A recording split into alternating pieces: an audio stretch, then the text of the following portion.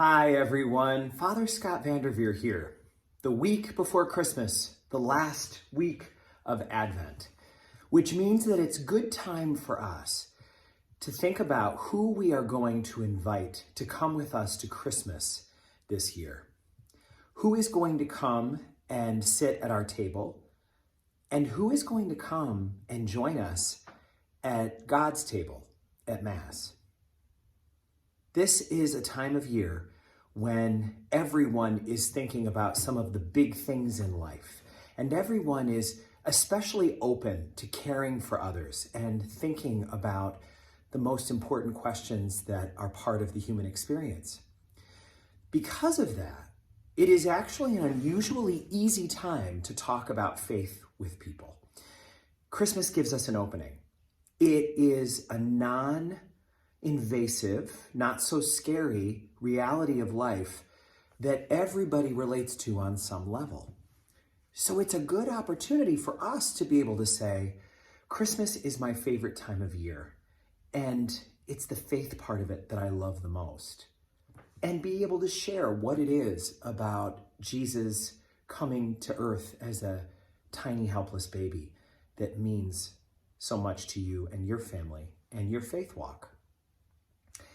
The easiest way to do this is not by witnessing to your faith with a big conversation. That can be very scary, especially for Catholics who were raised to believe that that was the kind of thing that was done by evangelical Christians. But all of us are called to take the evangelizing part of evangelicalism into our own lives. All of us are called to witness through the way we live and through the actions that we have that Christ is the most important thing in our life, that God coming to earth is the reality that makes everything else in life make sense. So this is a fantastic time to invite someone to come with you to church for Christmas. This is a fantastic time to say, we would love to have you join our family for this part of Christmas celebration. It's our favorite part. You could say, honestly, the presents, the food, the parties, all of that is wonderful, but nothing means more to me than this. This is what ties it all together. This is what matters most. A lot of us feel comfortable putting a magnet or a sign on our car that will say Jesus is the reason for the season. And this is the next step beyond that. To say, not by telling people what they should believe, but by letting them know through your invitation that this is important to you and that you would love to have them be at your side for the most important part of Christmas. One of the things that is important to bring up right now is that we at St. Mary's, and hopefully everyone at all churches, is not looking to steal from other flocks. We're not looking to poach people from other faith communities. So if you have a friend who goes to, say, St. Michael's in South Glens Falls, or OLA in Queensbury, or one of the churches in the nearby towns around us, it is not a great idea to say, you should leave your church and come to my church with me. There's no real gain to that. If a person is practicing their faith actively and fully, if they've got a community that means the world to them, we don't want to poach. We don't want to bring people away from another community that is benefiting from their life and their love and their faith. We're looking to make room for people who don't have a church family, people who aren't practicing their faith. We're not looking at taking people that are already part of the flock and bringing them over to our little section of the herd. We're looking to make sure that people who are, in a sense, lost because they haven't yet found what makes the most beautiful meaning in life, the people who haven't yet discovered what makes life bearable, even when everything is falling apart. Those are the people that we're most eager to say, bring them. They're looking for something, whether they know it or not. And maybe all that they are going to receive from coming to Mass with you on Christmas would be the chance to sit with someone that they care about, the chance to be in a beautiful space, and the chance to hear a message about God's role in the world. What a beautiful gift to give them. And if you've got a space at your table where you could invite them to join you for dinner, how beautiful, how wonderful, how appropriate. It's Christmas. We don't want anyone to be alone. But it's important for us to think about the fact that each one of us has the power to bring someone into this faith that means so much to us just by inviting. And we, by necessity, let go of any outcome. By necessity, we say, it's not up to us to decide what happens next. It's not up to us to name what is the outcome of this person's arrival at the church. That's between God and them. But the invitation allows us to be an instrument of welcome, a reminder that God is seeking a relationship with everyone. And it's a wonderful witnessing that this family that you are a part of is something so valuable, something so important, and that it gives life where there had been despair.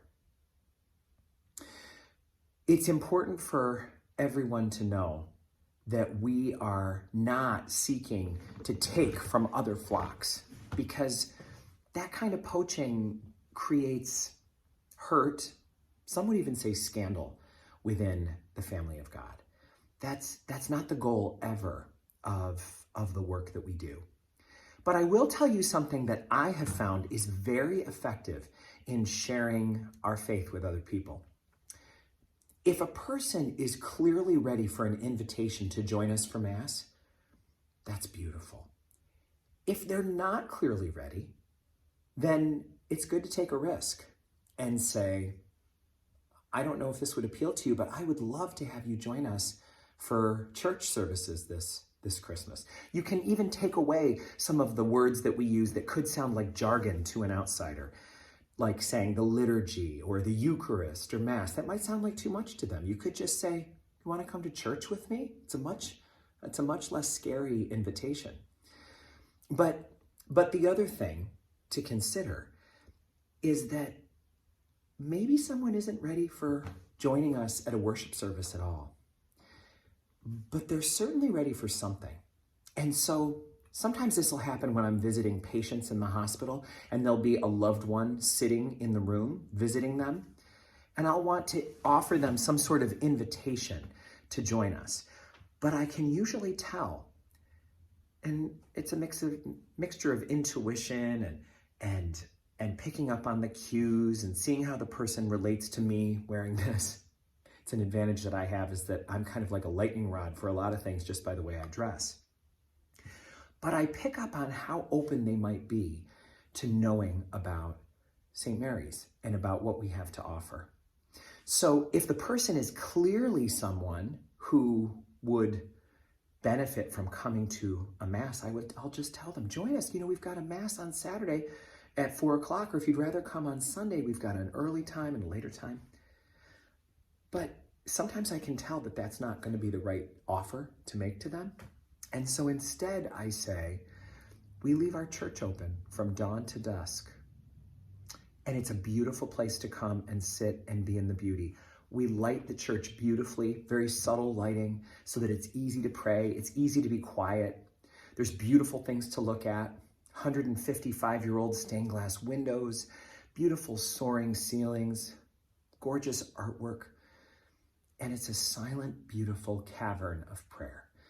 You can come and light a candle. You can enjoy the silence. You can walk around and look at some of the beautiful religious art. But our home is your home, and we would love to have you come and just spend some time. I have never offered that to someone where I didn't feel like it touched them somewhere important, where they didn't say, wow, thank you, I really appreciate that, or I'll have to get over there.